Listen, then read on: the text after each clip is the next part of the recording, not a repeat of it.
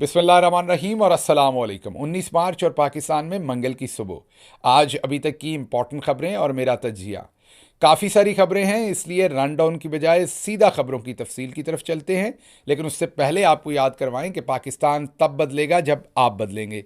जब तक आप लौंडे लपाड़ों और लफाफों को इंडोर्स करेंगे, पाकिस्तान नहीं बदलेगा।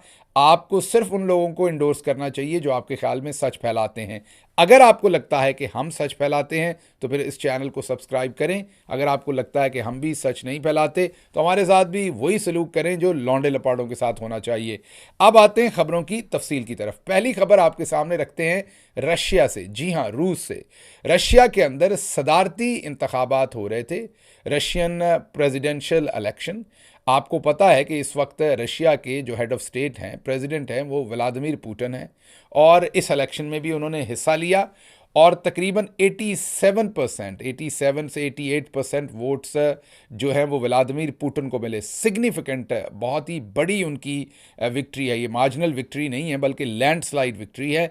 88% वोट्स उनको मिले। तकरीबन टोटल 75 मिलियन, 7.5 करोड़ लोगों ने रशियन इलेक्शन के अंदर वोट डाले हैं। पाकिस्तान में बहरहाल वोट ज़्यादा पड़ते हैं अगर आप गौर करें तो। लेकिन बहरहाल वापस आते हैं रशिया की तरफ कि वहाँ पर 7.5 करोड़ लोगों ने अपना हक़ राय दही मीन वोट का हक इस्तेमाल किया और उसमें से 87 से 88% जो वोट हैं, 87 to 88%, वो व्लादिमीर पुतिन को मिले हैं। और उनके जो मुखालफिन हैं वो 3 उम्मीदवार थे, उनके मुखालिफ कोई भी 4% से ज़्यादा वोट नहीं ले सका। उनके जो तीनों जो मुखालिफ उम्मीदवार थे उनको 3 से 4% ईच ऑफ देम जो है वो वोट ले सकें। तो बहुत ही सिग्निफिकेंट विक्ट्री है व्लादिमीर पुतिन की। यहाँ पर आपको ये याद रहे कि 2000 में पहली दफ़ा Vladimir Putin head of state mean president मुंतखब हुए थे रशिया के। दो टर्म तक वो सदर रहे थे। उसके बाद 2008 से 2012 में वो रशिया के वज़ीर आज़म रहे थे। उसके बाद कुछ तब्दीलियाँ वहाँ के आइन के अंदर, कॉन्स्टिट्यूशन के अंदर की गई और एक तो जो सदारती मुद्दत थी वो 5 साल से बढ़ा के 6 साल कर दी गई और फिर जो मैक्सिमम नंबर ऑफ़ टाइम्स के लिए आप सदर बन सकते हैं उसमें भी चेंज की गई, जिसका फ़ायदा व्लादिमीर पुतिन को पहुंचा और अब वो एक दफ़ा फिर 6 साल के लिए रशिया के सदर प्रेसिडेंट जो हैं वो मुंतखब हुए हैं। 2030 तक कम अज़ कम अब उनको कोई ख़तरा नहीं है। व्लादिमीर पुतिन एक तगड़े रशियन प्रेसिडेंट है। प्रेसिडेंट ट्रंप के साथ उनकी अच्छी इक्वेशन आप कह लें या उनकी एक अच्छी कम्युनिकेशन थी। इसी तरीके से प्राइम मिनिस्टर इमरान खान के साथ भी उनकी बहुत अच्छी कम्युनिकेशन थी।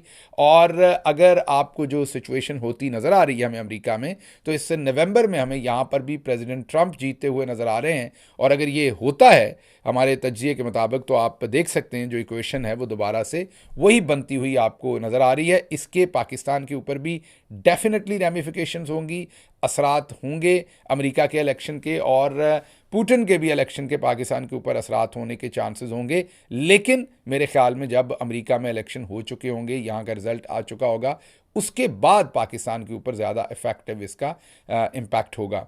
यहाँ पर यह बात भी आपको याद रहे कि पुतिन जो है वो वाहिद शायद वेस्टर्न वर्ल्ड जिसमें यूरोप और अमेरिका और ऑस्ट्रेलिया, न्यूजीलैंड, तमाम जापान, तमाम ये लोग एक साइड पे हैं, उनको अगर किसी ने पूरी टक्कर दी हुई है तो वो रशियन प्रेसिडेंट व्लादिमीर पुतिन है। तगड़े तरीके से वो अपने स्ट्रेटेजिक जो इनके इंटरेस्ट हैं और जिस तरीके से उन्होंने यूक्रेन की जंग शुरू की और उसके बाद अभी तक वो डबल डाउन कर रहे हैं, उसके ऊपर किसी भी किस्म का प्रेशर वो नहीं ले रहे। ये अलग बात है, आप तज्जिया कर सकते हैं क्योंकि जैसा कि इमरान खान साहब और हमारी पार्टी हमेशा से जंगों के ख़िलाफ़ हैं। हम उसका पीसफुल रेजोल्यूशन चाहते हैं हमेशा से और हमारे ख़्याल में इस चीज़ का भी पीसफुल रेजोल्यूशन ही होना चाहिए। तो ये एक अलग बात है कि आप इस पर तज्जिया करें कि उन्होंने गलत किया या सही किया, लेकिन बहरहाल वो बहुत ही धड़ल्ले से करते हैं जो भी करते हैं। अब हम पाकिस्तान के अंदर की खबरों पर आते हैं।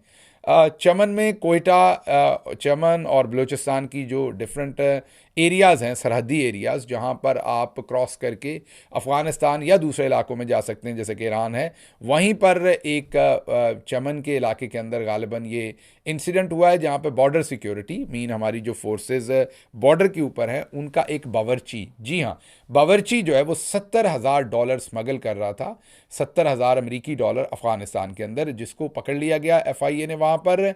अब ये बावर्ची के पैसे तो नहीं होंगे, यकीनी तौर पर किसी बड़े बावर्ची के होंगे, छोटे बावर्ची के तो नहीं होंगे। तो बहरहाल ये स्मगलिंग हो रही थी, और स्मगलिंग जो है वो बग़ैर जो हमारी बॉर्डर सिक्योरिटी के ऊपर वहाँ पर लोग मौजूद हैं उनकी इन्वॉल्वमेंट के बगैर वो स्मगलिंग नहीं हो सकती, भले वो जो डीज़ल और पेट्रोल आता है ईरान से वो हो या दूसरी स्मगलिंग हो, वो किसी सूरत भी अगर वहाँ से मिली भगत ना हो तो वो स्मगलिंग नहीं हो सकती। जब हिंदुस्तान से हमारे ताल्लुकात बिल्कुल बंद होते हैं, बिज़नेस कॉमर्स ट्रेड बंद होता है, तब भी पूरे पाकिस्तान में लोग पान खाते हैं, आपने देखा होगा। और पान का पत्ता जो है वो 90% से ज़्यादा वो हिंदुस्तान से ही पाकिस्तान में आता है।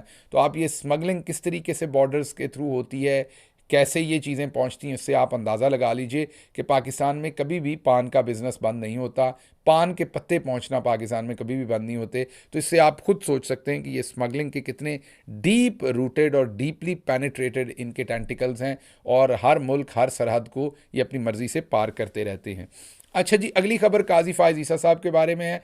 असद तूर ने बहुत ही भयानक इंकशाफात किए हैं काजी फ़ाइज़ ईसा साहब के बारे में, और उन्होंने ये कहा है कि जस्टिस बंदयाल के ज़माने में जब उन्होंने केसेस सुनना बंद कर दिए थे और सिर्फ चैम्बर में बैठना शुरू किया था, उस वक्त इनके इस्टेब्लिशमेंट से राब्ते होना शुरू हुए। हम समझते थे कि जिस दिन इनको ओहदा मिलेगा तो ये मिसिंग पर्सनस जमहूरियत के लिए आवाज़ उठाएंगे, लेकिन इन्होंने सौदेबाजी की, और इस कदर संगीन सौदेबाजी की है। असद तूर ये बताते हैं कि जैसे ही जस्टिस काजी फ़ाइज़ ईसा का ज़माना आया तो पाकिस्तान की इंटेलिजेंस एजेंसीज़ जो पहले थोड़ा बहुत छुप छुपा कर लोगों को उठाती थीं, तशद्दुद करती थीं, इनके ज़माने में उन्होंने दंदनाते हुए सब कुछ किया। ऐसे लग रहा था कि जैसे उन्हों दी गल हो गई है, मीन उनकी बात काजी साहब से हो गई है। डिसअपॉइंटेड थे असद तूर, और बता रहे थे कि किस तरीके से काजी फ़ाइज़ ईसा ने उनको अपने आप को कैमोफ्लेज रखा और किस तरीके से धोखा दिया और अपने आप को एक जमहूरियत पसंद बताया, लेकिन असल में वो कंप्रोमाइज़ थे, और बिल्कुल वो अपनी तमाम की तमाम जो इंटेग्रिटी थी वो इंटेलिजेंस एजेंसीज़ के हाथ में दे चुके थे। अच्छा जी, अगली खबर आपके सामने PIA और स्टील मिल की निजकारी है, जिसके ऊपर आपको पीपल्स पार्टी छोटे मोटे बयानात देती हुई नज़र आएगी। ज़राए जो रिपोर्ट कर रहे हैं वो ये रिपोर्ट कर रहे हैं कि पीपल्स पार्टी ने जब सदारत ली है आसिफ जरदारी साहब की और सिंध की गवर्नमेंट, तो इसमें ये सौदा हुआ था कि अब PIA की स्टील मिल की निजकारी होगी, और उस पर सिर्फ़ और सिर्फ पीपल्स पार्टी ज़ुबानी जमा खर्च करेगी, मीन बयान शान देगी, लेकिन बहुत ज़्यादा कोई संजीदा एफर्ट उसमें नहीं डालेगी। अब आप सोचते होंगे इन्हें बयानबाजी करने की क्या ज़रूरत है। वो ज़रूरत इसलिए है इन्हें कि PIA हो या स्टील मिल हो, उसके अंदर जो यूनियन है उसमें बहुत सारे पीपल्स पार्टी के लोग हैं, और वो सिंध से हैं, तो उनका बहुत सारा वोट बैंक है। इसलिए पीपल्स पार्टी की मजबूरी है कि वो बयानबाजी पब्लिक स्फेयर के अंदर ज़रूर करेंगे, लेकिन असल में वो तय कर चुके हैं कि इनकी निजकारी अब की जाएगी।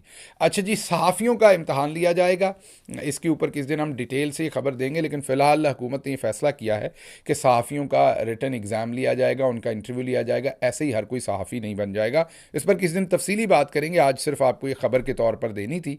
अगली खबर आपके सामने रखेंगे कि फाफन एक पाकिस्तान के अंदर फ्री एंड फेयर इलेक्शन को मॉनिटर करने की ऑर्गेनाइजेशन है।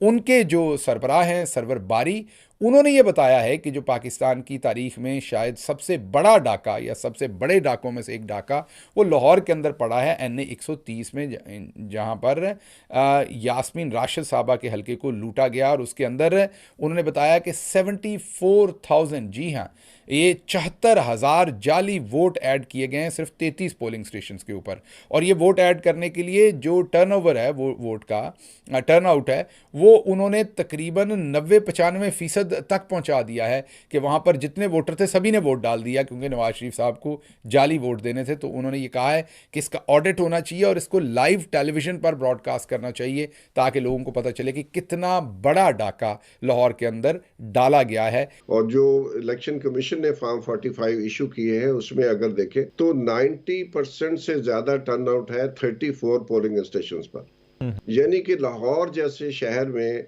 जो है वो अगर इतना बड़ा डाका डाल सकता है। ये सरवर बारी कह रहे हैं, ये एक इंडिपेंडेंट आवाज़ हैं, फाफन के सरबराह हैं जो फ्री एंड फेयर इलेक्शन को मॉनिटर करती है।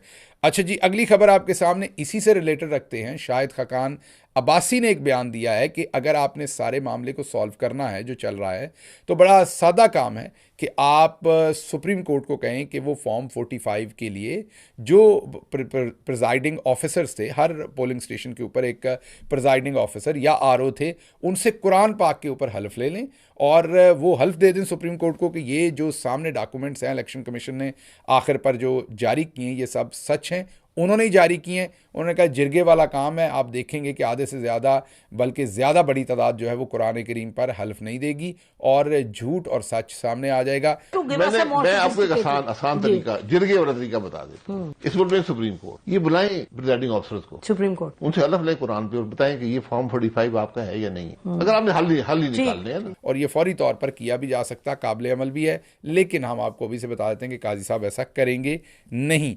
अच्छा जी, अगली खबर, साबिक डीजी आईएसआई फैज़ हमीद, उनके भाई, उनको गिरफ्तार किया गया। एंटी करप्शन ने गिरफ्तार किया है। वो नायब तहसीलदार थे और उनके ऊपर ज़मीनों और दूसरी चीज़ों में गबन और इख्तियारात से ज़्यादा पैसा माल बनाने के उनके ऊपर इल्ज़ामात हैं।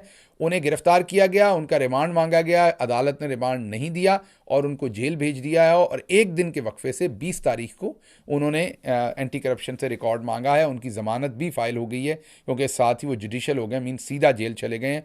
मुझे नहीं लग रहा कि उनको लंबा अरसा जेल में रखा जाएगा। मुझे लग रहा है कि 20 तारीख को उनकी ज़मानत हो जाएगी, या 20 को नहीं हुई तो अगले चंद दिन में उनकी ज़मानत हो जाएगी। इसके ऊपर कभी दोबारा बात करेंगे। ये इंटेलिजेंस एजेंसी, मीन हमारी खुफिया एजेंसी के अंदर से ये काम डाला गया होगा क्योंकि वहाँ पर एक डिवीज़न है, एक इख्तलाफी राय रखने वाला या ऐसे लोग जो लेफ्टिनेंट जनरल फैज़ हमीद को कोई सबक सिखाना चाहते हैं, उन्होंने ये एडवेंचर किया होगा मेरे ख्याल में। लेकिन क्योंकि वहाँ पर बहुत सारे ग्रुप्स होते हैं कि टाइम में काम कर रहे हैं, तो अब जो दूसरा ग्रुप होगा वो फौरी तौर पर इस चीज़ को लपेटने की या इस चीज़ को समेटने की कोशिश करेगा और एक ग्रुप ने ये हरकत की होगी। तो आप देखेंगे कि आपको नज़र आएगा कि अगले 1-2 दिन में उनकी ज़मानत इस सिलसिले में हो जानी चाहिए, जो मेरा एनालिसिस है उसमें।